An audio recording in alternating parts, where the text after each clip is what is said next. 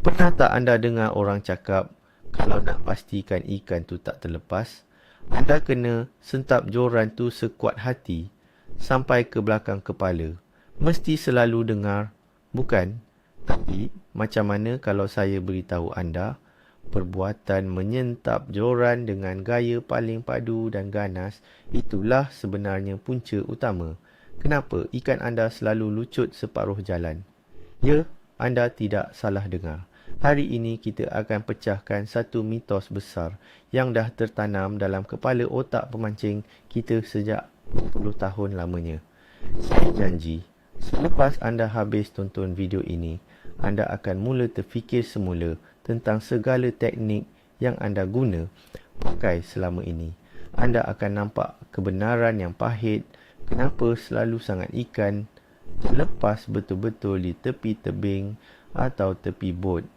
Cuba anda ingat balik berapa banyak ikan saiz idaman yang dah lucut depan mata gara-gara anda sentap macam nak cabut tunggul kayu dari dasar sungai. Kita bincangkan di ruangan komen sebab saya tahu ramai yang tak akan setuju dengan kenyataan saya ini pada mulanya. Topik ini sangat penting untuk kita semua bincangkan sebab ia melibatkan asas paling utama dalam hobi memancing, iaitu cara kita memacak atau menetapkan mata kail pada mulut ikan. Sejak dari zaman datuk nenek kita lagi, kita diajar satu perkara yang sangat mudah. Apabila nampak pelampung tenggelam atau rasa hujung joran ditarik, kita mesti menyentap dengan pantas dan penuh tenaga. Kepercayaan ini lahir pada zaman di mana peralatan memancing tidak semoden sekarang. Pada waktu itu, orang menggunakan tali tangsi yang sangat kenyal dan boleh meregang dengan panjang, serta mata kail yang mungkin tidak berapa tajam. Jadi, daya yang besar memang diperlukan untuk memastikan mata kail itu tembus. Masalahnya sekarang, peralatan kita dah jauh berubah. Kita pakai teknologi terkini, tapi gaya dan mentaliti kita masih tersangkut di zaman dahulu. Kenapa ramai yang masih buat kesilapan yang sama selama bertahun-tahun? Sebab ego dan tabiat. Kita rasa tak sah memancing kalau tak dapat tunjuk gaya sentapan yang kuat dan gempak di hadapan kawan-kawan. Tapi realitinya, tabiat ini sedang merosakkan peratusan kejayaan kita menaikkan ikan. Mari kita bayangkan satu senario yang saya pasti semua orang pernah lalui. Bayangkan anda sedang berada di tepi sebuah tasik pada awal pagi. Suasana sangat sunyi, kabus masih nipis di atas permukaan air. Anda buat balingan yang sangat sempurna tepat ke sebelah raba kayu. Anda tunggu dengan penuh sabar. Tiba-tiba, anda rasa satu getaran yang kuat di hujung joran. Jantung anda mula berdegup laju. Tanpa berfikir panjang, adrenalin menguasai diri dan anda menyentap joran itu dengan sepenuh tenaga yang ada dalam badan anda. Anda dengar bunyi angin yang terhasil daripada libasan joran itu. Kawan di sebelah mula bersorak sebab nampak gaya anda yang sangat padu itu. Pada saat itu, anda rasa seperti seorang profesional. Anda yakin 100% yang mata kail itu dah tertanam dalam-dalam. Tetapi hakikatnya, apa yang berlaku di bawah permukaan air adalah satu cerita yang berbeza sama sekali. Sentapan ganas anda itu mungkin permulaan kepada satu kekecewaan yang besar. Anda rasa anda sedang mengunci kedudukan ikan. Tapi sebenarnya anda sedang membuka pintu untuk ikan itu lari. Mari kita bincangkan tentang kebenaran di sebalik mata kail moden yang kita gunakan pada hari ini. Jika kita bandingkan mata kail zaman sekarang dengan mata kail zaman 20 atau 30 tahun lepas, Perbezaannya ibarat langit dengan bumi. Kebanyakan mata kail moden telah melalui proses penajaman bahan kimia. Hujungnya sangat halus, sangat licin dan luar biasa tajam. Ia direka untuk menembusi isi ikan dengan hanya sedikit tekanan sahaja. Anda tidak lagi perlukan daya seperti memecahkan batu untuk memasukkan mata kail ini ke dalam mulut ikan. Apabila anda menggunakan tenaga maksimum ke atas mata kail yang sudah sedia tajam ini, ia tidak lagi sekadar menembusi bibir, tetapi ia bertindak seperti sebuah pisau pembedahan. Ia mula memotong dan merobek tisu lembut di dalam mulut ikan tersebut. Anda niat nak sangkutkan mata kail, tapi tanpa sedar anda telah membuat satu lubang yang sangat besar, jauh lebih besar daripada saiz asal besi mata kail itu sendiri. Ini adalah fakta mekanikal yang sering diabaikan. Bercakap tentang evolusi tali pancing. Orang menggunakan tali tangsi monofilament. Tali jenis ini mempunyai daya regangan yang sangat tinggi, boleh memanjang 25% daripada panjang asalnya. Jadi bila anda menyentap dengan kuat, tali itu akan menyerap sebahagian besar kejutan tersebut. Daya yang sampai ke mulut ikan hanyalah separuh. Tetapi hari ini, hampir 90% pemancing menggunakan tali sulam atau benang berjalin. Tali sulam ini mempunyai tahap regangan sifar, kosong, langsung tidak meregang. Ini bermakna jika anda meletakkan 10 kg daya pada pangkal joran ketika menyentap, kesemua 10 kg daya itu akan dihantar terus kepada mata kail tanpa sebarang tapisan atau serapan. Tiada lagi ruang kemaafan. Sentapan padu yang digabungkan dengan tali tanpa regangan ini adalah resipi yang sangat sempurna untuk mendatangkan bencana kepada tangkapan anda. Sila fahami sedikit tentang anatomi mulut ikan supaya kita lebih jelas kenapa sentapan ini berbahaya. Tidak semua ikan mempunyai mulut yang keras seperti konkrit atau tulang padu. Kebanyakan ikan sasaran kita di air tawar maupun air masin seperti ikan siakap, patin atau rohu mempunyai bahagian tepi bibir dan selaput mulut yang sangat lembut serta mudah koyak. Tisu di dalam mulut mereka ini ibarat kulit nipis sahaja. Apabila anda melakukan sentapan secara mengejut dengan daya yang melampau, mata kail itu tidak mempunyai masa untuk mencari tempat yang kukuh. Ia akan terus tertarik melepasi bahagian yang lembut tadi dengan sangat kasar. Proses ini sering dipanggil sebagai rabut oleh pemancing tempatan kita.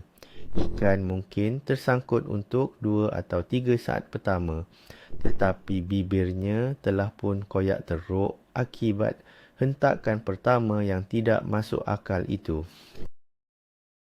Ikan yang asalnya sihat kini telah mempunyai bukaan koyakan yang panjang akibat kesilapan kita sendiri. Bayangkan pula situasi semasa anda sedang berlawan tarik tali dengan ikan tersebut di pertengahan jalan. Anda rasa berat ikan di hujung tali, joran melengkung cantik dan anda sedang mengarau tali mesin dengan penuh semangat. Tetapi anda tidak nampak apa yang berlaku di bawah sana. Disebabkan sentapan awal anda yang terlampau kuat tadi, mata kail kini hanya menumpang pada lubang yang sudah robek dan membesar. Ia longgar dan tidak melekat dengan kemas.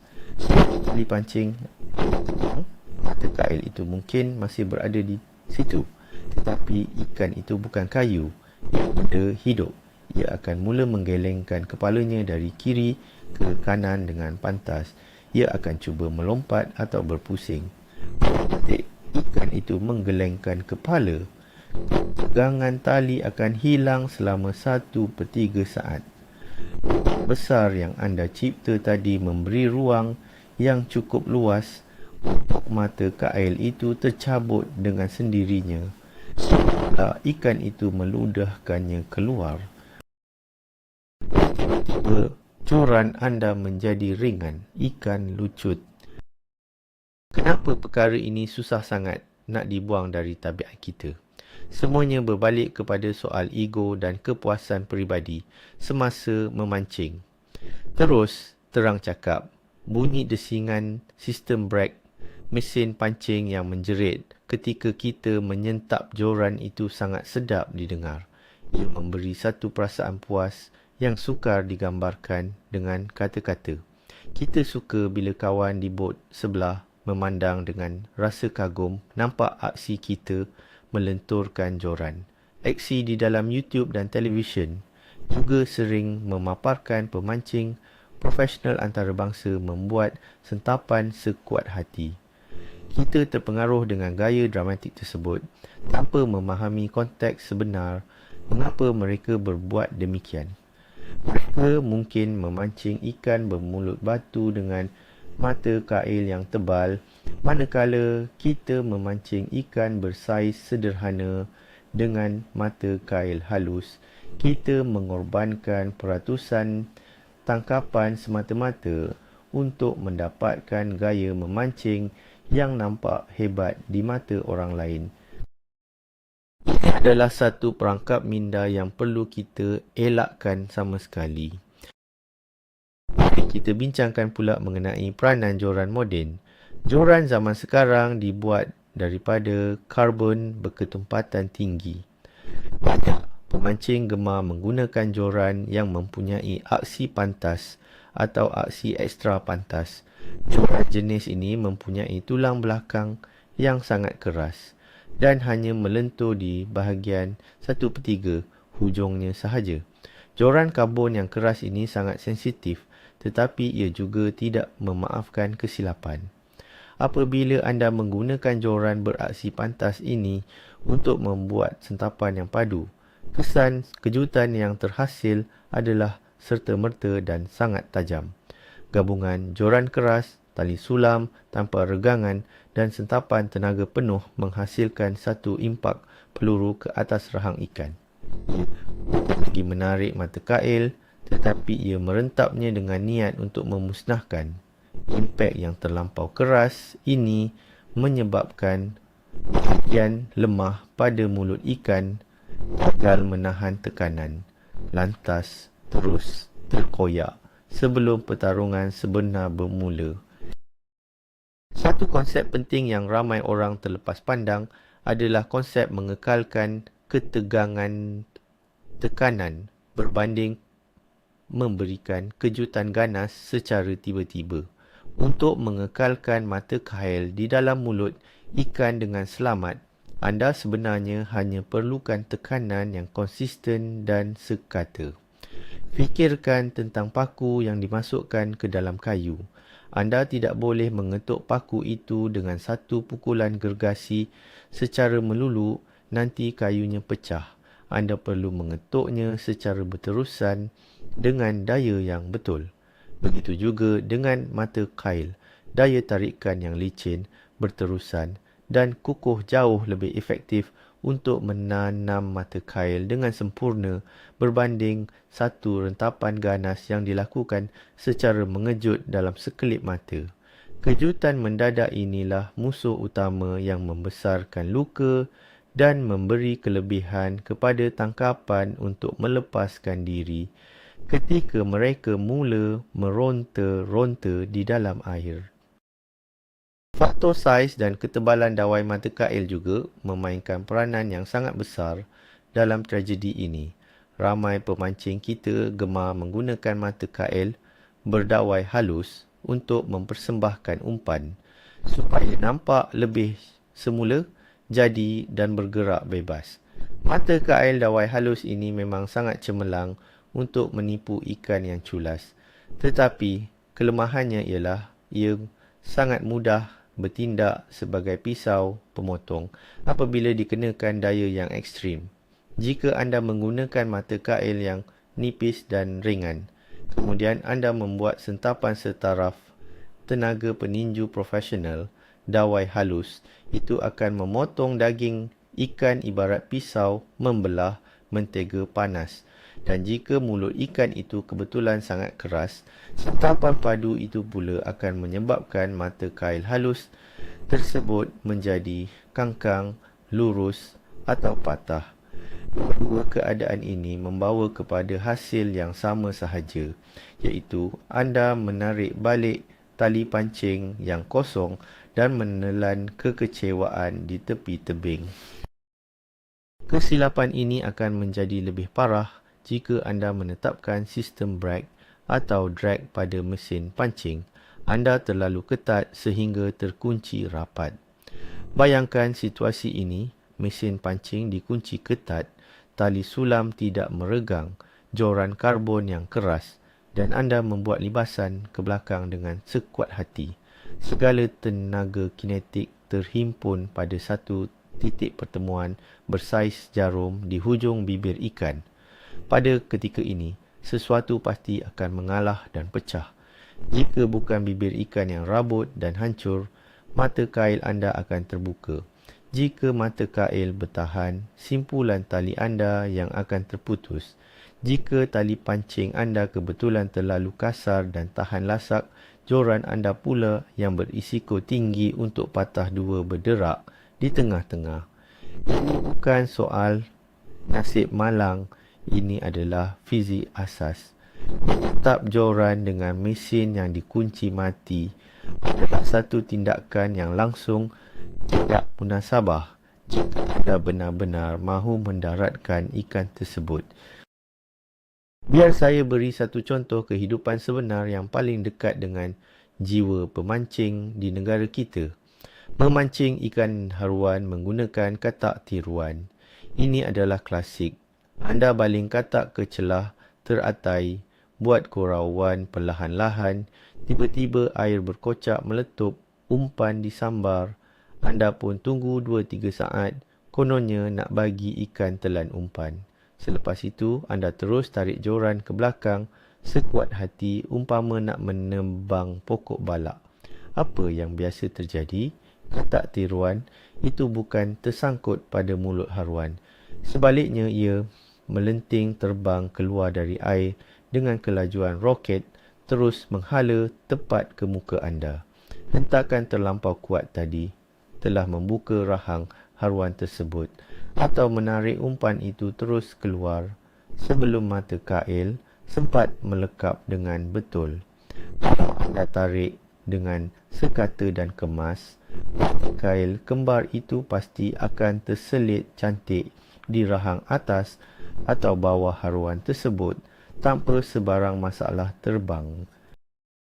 Mari kita betulkan satu pemahaman yang salah berkenaan mitos menanam mata kail dalam-dalam. Ramai percaya bahawa sentapan kuat diperlukan untuk menembusi bahagian tengkorak atau tulang rahang keras pada ikan.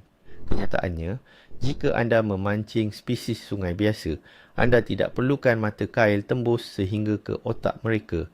Anda hanya perlu mata kail itu mencengkam lapisan kulit rahang, bibir atau di sudut tepi mulut mereka. Mencuba untuk menembus plat tulang yang paling keras selalunya akan gagal kerana hujung mata kail tidak direka untuk menggerudi tulang. Sentapan yang sederhana tetapi ditegangkan dengan berterusan akan membenarkan mata kail itu menggelongsor dengan sendirinya ke sudut mulut ikan, di mana ia adalah kawasan paling lembut dan selamat untuk dicangkuk. Anda tak perlu silangkan mata ikan tersebut dengan tarikan yang ganas. Cukup sekadar meletakkan beban tarikan yang meyakinkan. Mari kita teliti mekanik pergerakan ikan apabila ia menyedari dirinya telah terperangkap. Ikan tidak akan menyerah kalah begitu sahaja. Tindak balas pertama ikan adalah menggelabah, berpusing dan cuba melarikan diri ke kawasan rubber atau tiang jambatan. Ketika ikan berpusing secara tiba-tiba, perubahan arah ini akan memberi tekanan liceh dari sudut berbeza kepada mata kail. Jika sentapan awal anda tadi sudah pun mencipta laluan luka yang panjang, pergerakan berpusing ini akan bertindak seperti kunci yang memutar dan membuka pintu keluar. Sedikit sahaja tali kendur akibat pergerakan tidak sekata dari hujung joran anda, mata kail itu akan tercabut melayang ke dalam air. Kekuatan yang anda banggakan pada awal pertarungan tadi kini telah berbalik memakan diri anda sendiri. Satu ironi yang sangat menyedihkan. Kesempurnaan teknik merosakkan peluang yang terbentang di depan mata. Secara psikologinya, perasaan kecewa apabila ikan lucut pada saat-saat akhir adalah sesuatu yang boleh merosakkan percutian atau hujung minggu anda. Anda telah berpanas, berhujan, menunggu berjam-jam lamanya demi satu peluang keemasan. Anda lawan tarik tali dengan cermat. Anda nampak kilauan perak badan ikan di dalam air jernih. Kawan anda sudah pun siap memegang tangguk. Kemudian ikan itu membuat satu kibasan ekor terakhir di permukaan air. Bibirnya yang nipis putus akibat rabut dari kesan sentapan awal tadi. Dan ikan itu terus berenang bebas meninggalkan anda terpinga-pinga merenung air. Waktu ini selalunya kita akan menyalahkan nasib malang. Kita salahkan mata kail tak bagus. Kita salahkan tali pancing kendur. Kita salahkan kawan lambat tangguk. Tapi jauh di sudut hati, kalau kita kaji semula, punca sebenarnya adalah kita terlalu bernafsu menyentap joran pada 5 saat yang pertama tadi. Sebagai pemancing yang bijak, kita harus pandai menyesuaikan teknik memancing dengan spesies ikan yang menjadi sasaran pada hari tersebut. Semua ikan memerlukan pendekatan kasar seperti anda memancing ikan kersi gergasi bermulut batu di tengah lautan dalam. Jika anda turun ke sungai, memancing lampam, tenggalan atau jelawat, mulut mereka dicipta dengan sifat yang sangat lembut untuk menyedut makanan dari dasar. Menyentap mulut jelawat dengan kuat adalah satu dosa besar. Dalam memancing, bibir mereka akan serta-merta koyak dan hancur. Begitu juga dengan ikan puyuh atau tilapia. Untuk ikan-ikan seperti ini, gaya memancing yang lebih beradab dan halus amat diperlukan. Menyentap padu secara buta tuli, tanpa mengira jenis ikan adalah satu tanda bahawa kita masih amatur dan gagal memahami kepelbagaian biologi haiwan yang kita buru. Sikap pemikiran orang lama atau mentaliti generasi terdahulu ini kadangkala menjadi penghalang untuk kita maju dalam hobi ini. Datuk dan ayah kita menyentap joran buluh mereka sekuat tenaga kerana mereka menggunakan tali nylon kasar sebesar lidi dan mata kail hitam yang hujungnya tumpul. Mereka terpaksa menggunakan seluruh tenaga badan untuk memaksa besi itu masuk. Mereka tiada pilihan lain, tetapi kita hari ini mempunyai pilihan. Kita hidup di zaman di mana teknologi memancing sudah mencapai tahap kejuruteraan yang sangat tinggi. Kenapa kita mahu memandu sebuah kereta lumba berteknologi tinggi menggunakan gaya pemanduan kereta lembu zaman purba? Ini adalah satu pembaziran potensi peralatan. Kita patut biarkan kelengkapan moden kita melakukan kerja mereka. Mata kail moden hanya perlukan tekanan ringan untuk berfungsi dengan sempurna. Kita kena mula belajar mempercayai alatan yang kita beli dengan harga yang mahal itu. Apa teknik sebenar yang kita amalkan untuk menggantikan sentapan padu yang merosakkan ini? Jawapannya terletak pada teknik sapuan sisi. Dalam bahasa mudahnya, teknik sapu dan tegang. Apabila anda menerima gigitan ikan, perkara pertama yang patut anda buat adalah menurunkan sedikit hujung joran dan mengarau laju sebarang tali yang kendur di permukaan air. Selepas tali kembali tegang, anda hanya perlu melakukan sapuan joran ke sisi secara pantas tetapi sekata sambil terus mengarau tali mesin tanpa henti. Tidak perlu ada sentakan tajam ke atas. Gerakan sapuan sisi ini akan menarik mata kail secara meluncur ke arah sudut mulut ikan dan melekap tepat di bahagian lipatan gunting rahang. Ini adalah kawasan yang paling liat dan paling susah koyak. Daya tarikan sekata ini menanam hujung mata kail dengan kemas tanpa merobek tisu lembut yang lain. Anda boleh rasakan perbezaan yang sangat ketara pada tangan anda apabila berjaya menanam mata kail dengan teknik sapuan berbanding teknik sentapan ganas. Jika anda menyentap dengan ganas, anda akan merasa satu kejutan tajam yang tidak selesa pada pergelangan tangan. Dan kadangkala terasa mata kail itu bergesal melepasi sesuatu. Sebaliknya, apabila anda menggunakan teknik tarikan sapuan yang sekata, joran anda akan terus membengkok dengan padat dan anda akan merasakan beban berat yang sangat padu di hujung tali. Beban ini rasa sangat selamat dan meyakinkan. Tiada hentakan, hanya satu ketegangan yang berpanjangan. Di situlah anda tahu bahawa mata kail anda sudah bersarang dengan selamat di tempat yang betul. Dan risiko untuk ikan itu lucut adalah sangat rendah.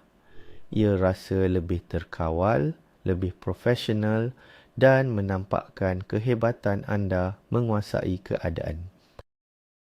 Macam mana kita nak berlatih teknik baru ini dan buang tabiat lama? Percayalah, ini adalah bahagian yang paling susah sebab ia melibatkan refleks semula, jadi yang dikawal oleh adrenalin.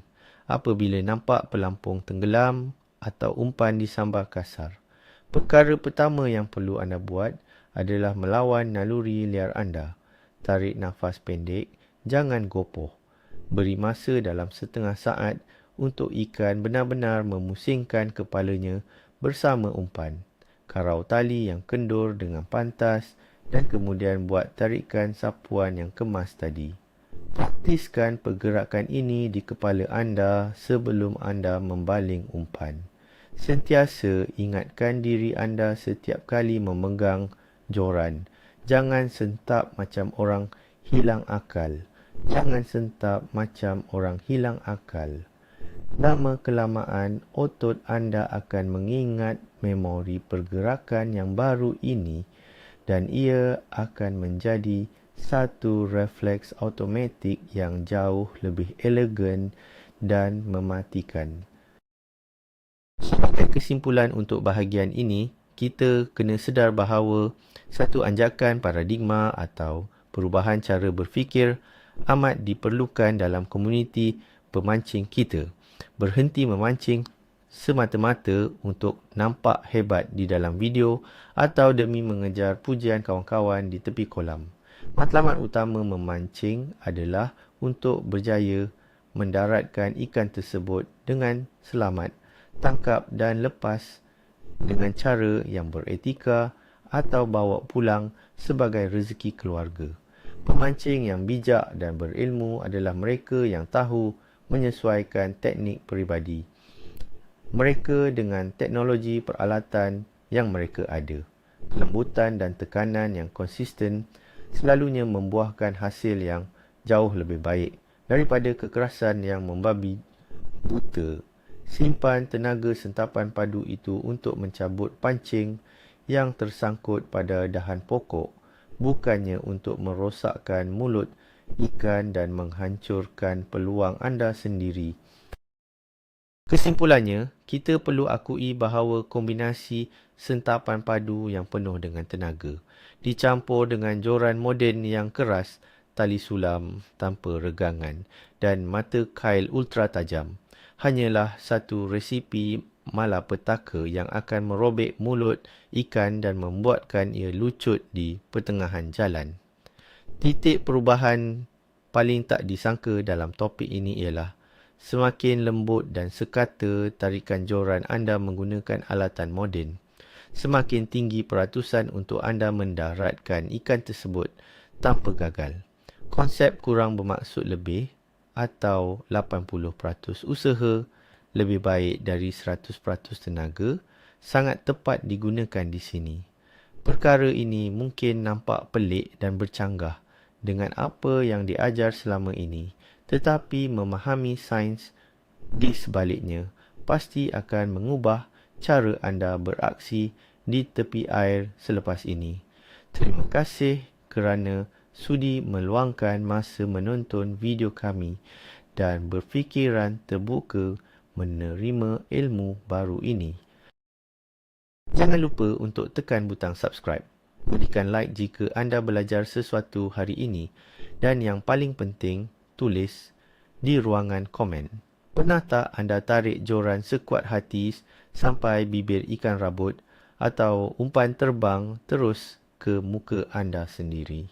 Ceritakan pengalaman pahit manis anda di bawah. Mari kita borak-borak.